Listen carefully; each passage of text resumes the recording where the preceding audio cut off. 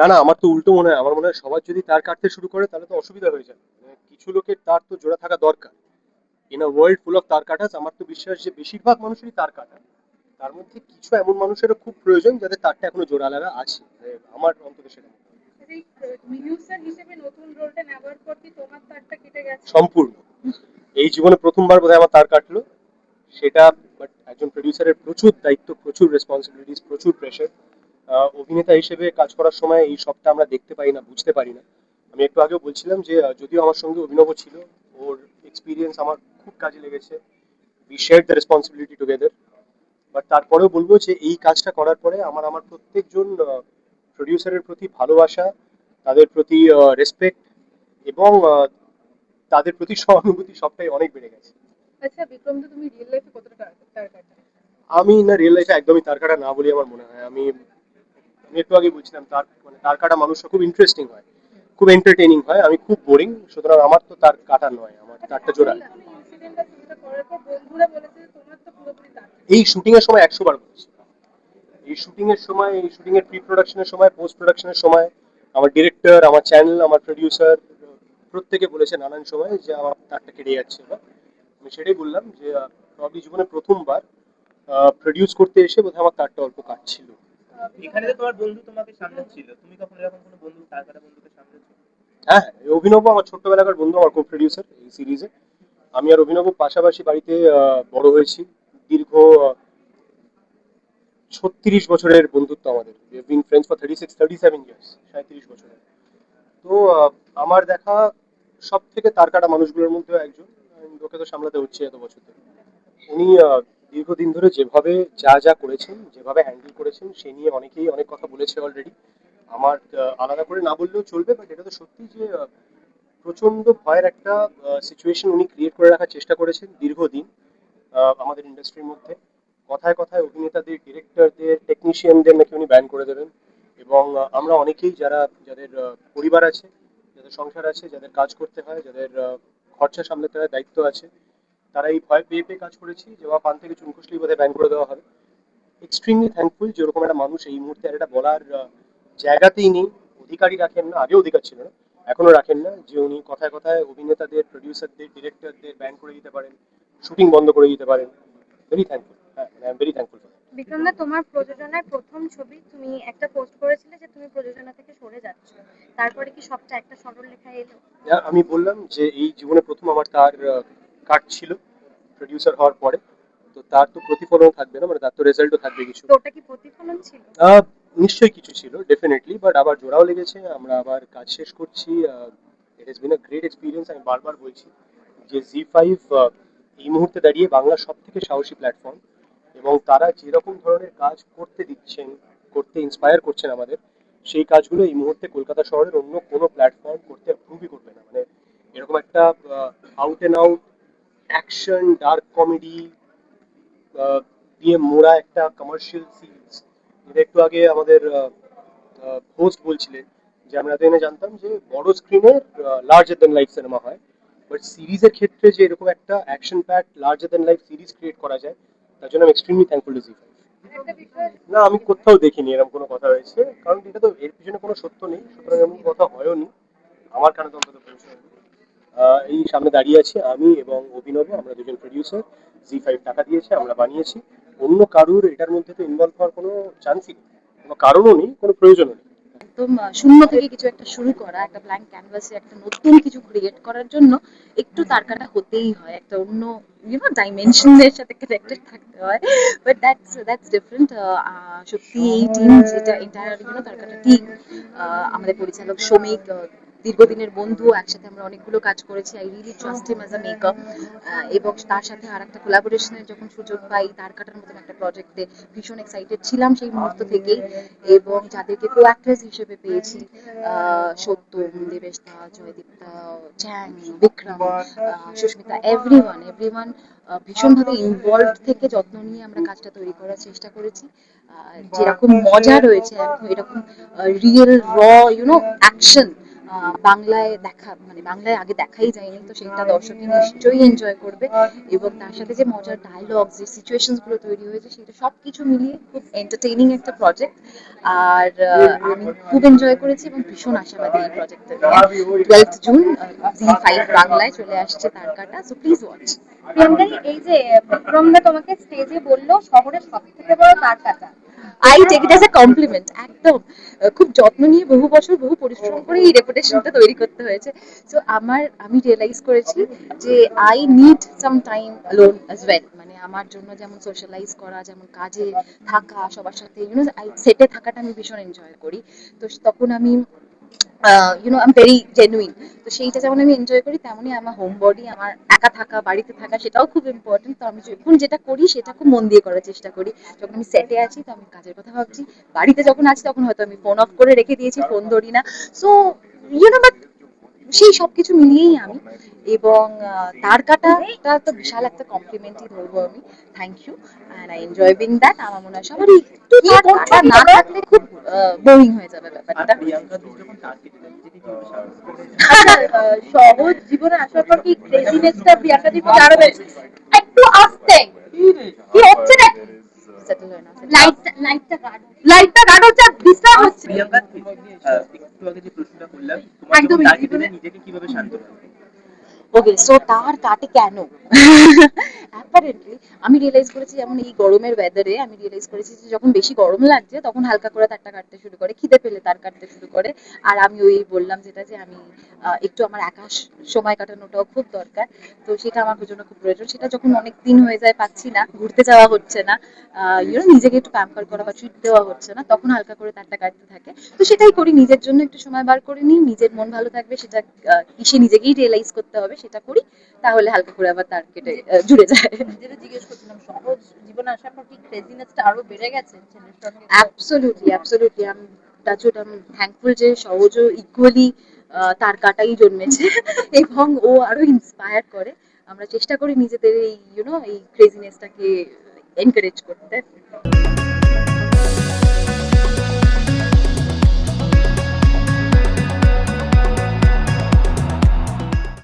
Shooting করার সময় বিপৎস তার কেটে গেছিল, কারণ আমরা জানি এখন কতগুলো প্রতিকূলতা নিয়ে আমাদের শুটিং করতে হয়।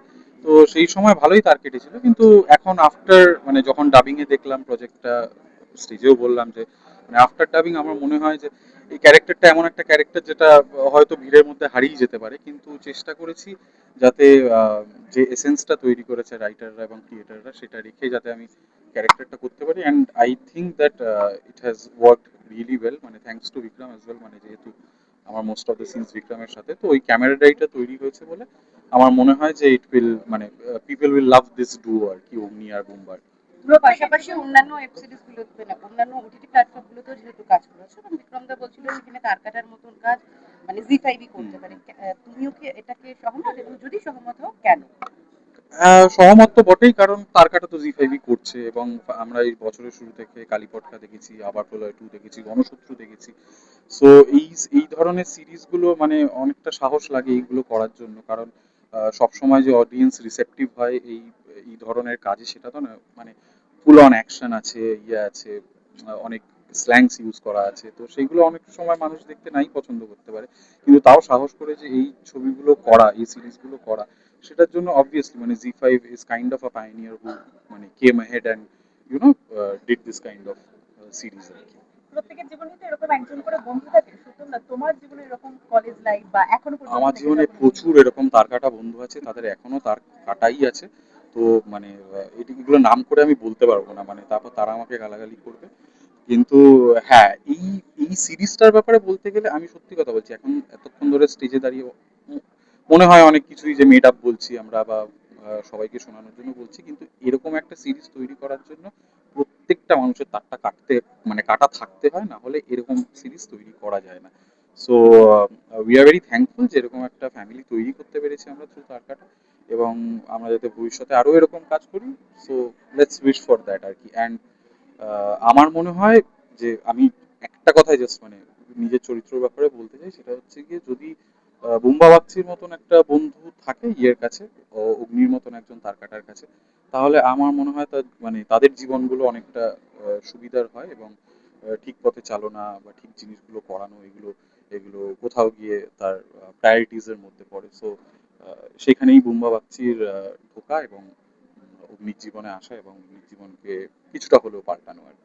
আমার ক্ষেত্রে তারগুলো সব জুড়ে গেছে, and I'm very fortunate and very thankful to Bangla Z5 team. Vikram da, I think he's been such a supportive co-actor, but more than that I think Vikram da is a darun producer, because প্রত্যেকটা scene প্রত্যেকটা শটের পরে he would be like খাবার খাচ্ছিস তো ঠিক করে, everything is good, everything is fine. So I think he's been so caring about towards everyone, I think, which is very important. And working with the entire team, it's been an amazing experience. সবাই এত ভালো, এত supportive, I think আমার কোনো ক্ষেত্রেই এটা এসে মনে হয়নি যে I am a new addition to the team, বা আমি একটা নতুন আর্টিস্ট যে নিজেকে এস্টাবলিশ করার চেষ্টা করছি। আই থিঙ্ক খুবই ফাটাফাটি experience, and I had a great time working with the entire team of তারকাটা। যেরকম বললাম, আমার ক্ষেত্রে তারগুলো কাটার জায়গায় ওটাতে জুড়ে গেল। কানেকশন, আই থিঙ্ক শামিক দাকে আমি গত 2-3 বছর ধরে চিনি, বাট কাজ হয়ে উঠছিল না। So he was the first one who approached me for this character. বেশি কিছু বলা এখন অ্যালাউড না, তো বলতে পারবো না, but the character is completely opposite to what I am in real life.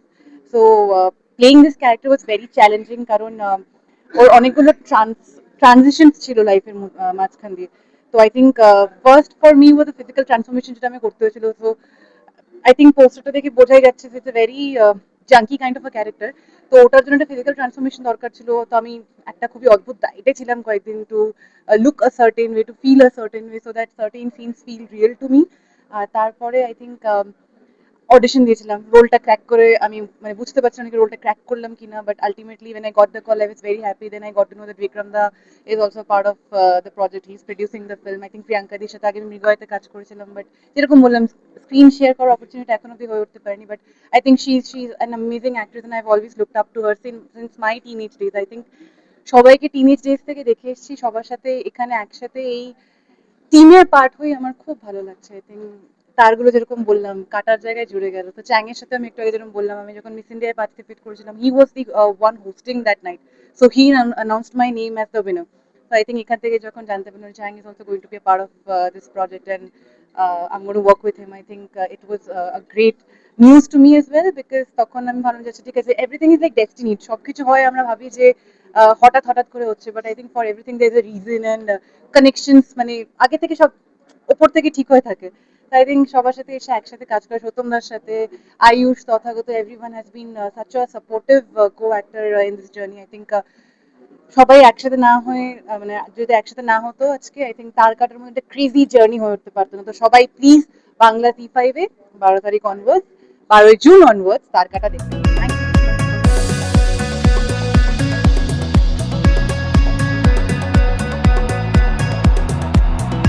I really enjoyed working on Tarkata. I really enjoyed learning so many lines. हालांकि मैं लैंग्वेज के साथ कंफर्टेबल हूँ, मैं समझता हूँ, मैं थोड़ा बहुत बोलता हूँ, बहुत थोड़ा, लेकिन उसको एक्सपैंड करना and to make people believe that I can speak so much Bangla is actually a liberty and a privilege that you get in fiction, right? And I had a lot of fun in basically playing an out and out bad guy in Dodo, जिसको किसी भी चीज का regret नहीं है, who is just evil for the sake of being evil, and he believes that there will be no consequences to whatever he does, and even if there are consequences, he just takes it as कि आने दो, देखा जाएगा. I think that was a great experience to just have an unburdened villainous role, जिसमें कोई back story ज़्यादा ज़रूरत नहीं है, ट्रॉमा नहीं है, कोई ऐसा रीज़न नहीं है कि ये विलन क्यों बना. He just was like this every time, and I think that's true for a lot of people in general in life.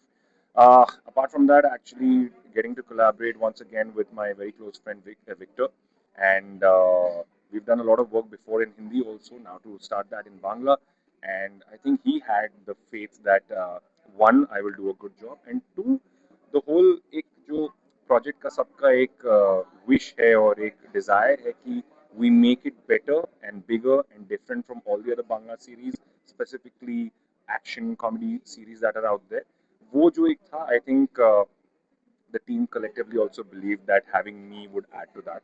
And I'm glad that I got to work with this really nice team, because there is Vikram, there's Shottam, there's Priyanka, there's Sushmita, and everybody has been so nice. People are so hardworking, and that's very nice to see, because काम तो हम बॉम्बे में भी बहुत करते हैं, लेकिन यहाँ पर एक जो बहुत प्यार से काम होता है वो मुझे देख के बहुत अच्छा लगा। आपने इंडियन आइडल भी किया, साथ साथ आपने एंकरिंग भी किया, एक्टिंग भी किया, ये तीनों प्लेटफॉर्म आपको कैसे लगता है, कितने डिफिकल्टी से लगता है? I think I believe that probably singing requires, at least for me, it requires the maximum amount of effort क्योंकि उसमें काम काफ़ी लगता है, रियाज काफ़ी लगता है. You have to sit with your band and rehearse. You have to plan so many things. You're traveling every now and then. उसके comparison में acting and anchoring is a little more relaxed, but it does not. ऐसा नहीं है कि you can just relax and do nothing. Because once you get involved in the art of acting, the most beautiful thing is that there is so much to explore under the surface. It's not just कि आपको lines मिल गई, आपको director ने ये कहा, आपने बस जाके कर दिया. There is so much more to that makes it very interesting. I would feel that probably in terms of preparation, all three disciplines require as much patience, as much dedication and discipline. But in terms of speed, singing and live events obviously happen at a much more breakneck speed, and shooting you can get a little time to relax, a little time to ponder and thoda delve in your character. How do you enjoy the food, Kolkata food? Oh my god. So when I was shooting out here on set, I used to have only chicken stew because I was like nahi thoda पेट अच्छा रहना चाहिए, थोड़ा fit लगना चाहिए. But on all my break days I have gone and eaten everything that I had to. Biryani खा लिया, चाप खा लिया, पुचका खा लिया, सारे मिष्टी खा लिया जो नहीं खाना चाहिए था, बिकॉज खाते खाते भी जब तक मैं शूट खत्म करके गया हूँ I have become like so अभी जो ये सब दिख रहा है ये कोलकाता फूड की वजह से ही है. Thank you so much. Thank you.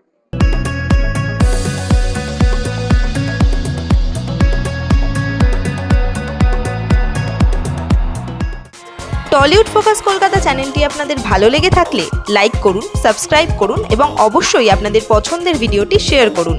Tollywood focus Kolkata.